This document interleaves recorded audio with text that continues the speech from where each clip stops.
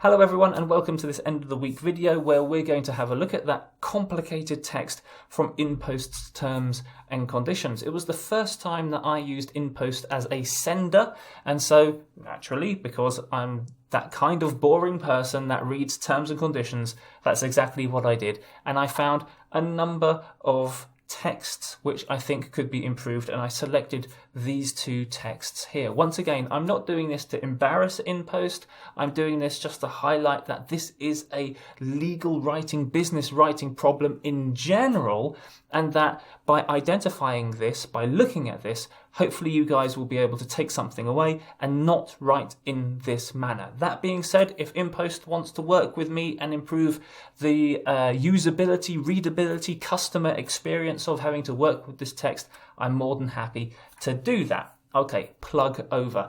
If you haven't had a look at the text or the tasks, these are they behind me here, so please pause the video if you want to have a go at redrafting them, bearing in mind what I'm asking you to do, then please go ahead and do so. If not, you just want to see how I would do that, then let's continue.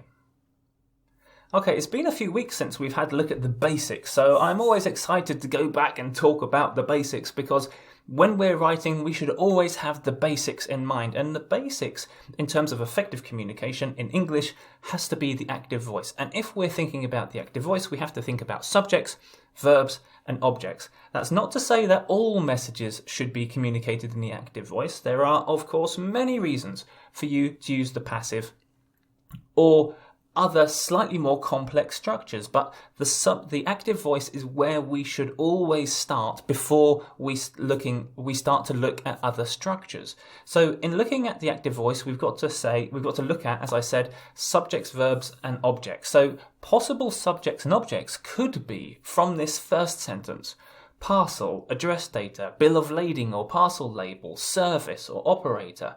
Potential verbs could be accept, indicate, comply, perform, verify.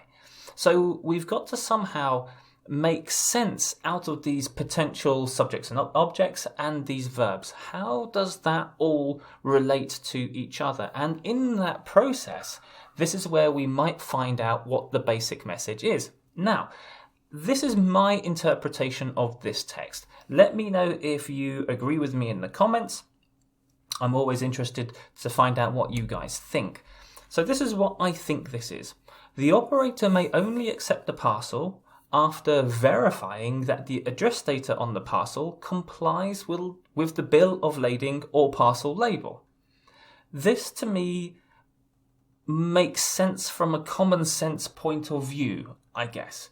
I'd always try to put myself in that context, in the situation. So you've got the operator, I'm assuming that this is the courier or delivery person, it takes the parcel and then has to make sure that data matches in some way. So that data which is the address on the parcel and the data which is on the bill of lading or on the parcel label, and that they will accept that parcel if the two things match. That is my understanding from a common sense point of view. And if that's correct, then I would suggest humbly that my redraft is a much easier way to communicate that information. But the eagle-eyed amongst you would have noticed that my redraft misses out the words which I've highlighted here, the possibility to perform the service. What exactly does that mean? I'm not exactly sure. Might it mean once the operator confirms the details comply, the operator may then perform the service? Is that what that message is trying to say? And if we have a look at that altogether, from a common sense point of view, wouldn't it be something like the operator has got to check the address data on the parcel with the bill of lading, and then once those comply, then the operator may then deliver the parcel?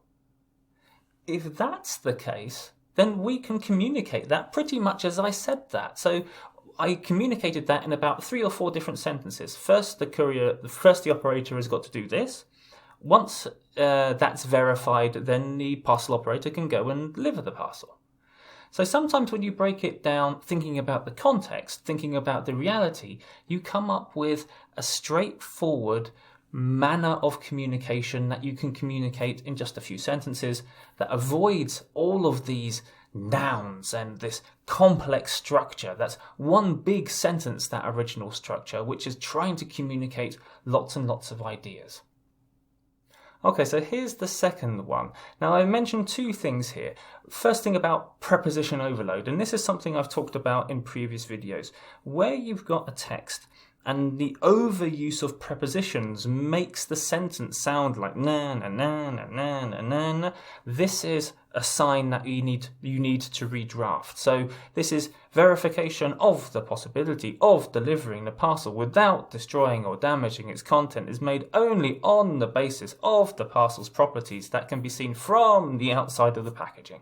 So we've got a load of prepositions in there, and that should be, as I said, a signal that this sentence needs to be redrafted.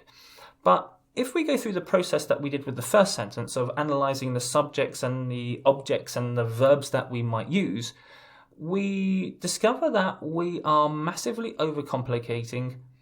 I say simple in with a question mark here because I don't think it's that simple, because I can interpret two messages from this depending on which verbs I focus on and which subjects and objects. So the first one is this, and let me know which one you think this is. So the first one is this.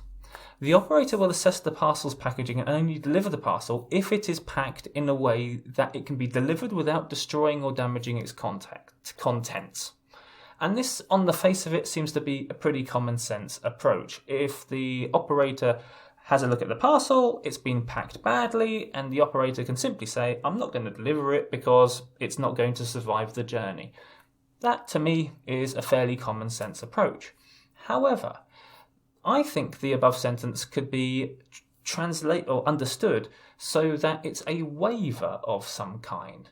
Let me explain. So it could mean that the operator is not responsible for the quality of the internal packaging. So on the outside, it looks okay, but there's no way for the operator to know how it's packed on the inside. So it might get to the recipient, to the intended destination.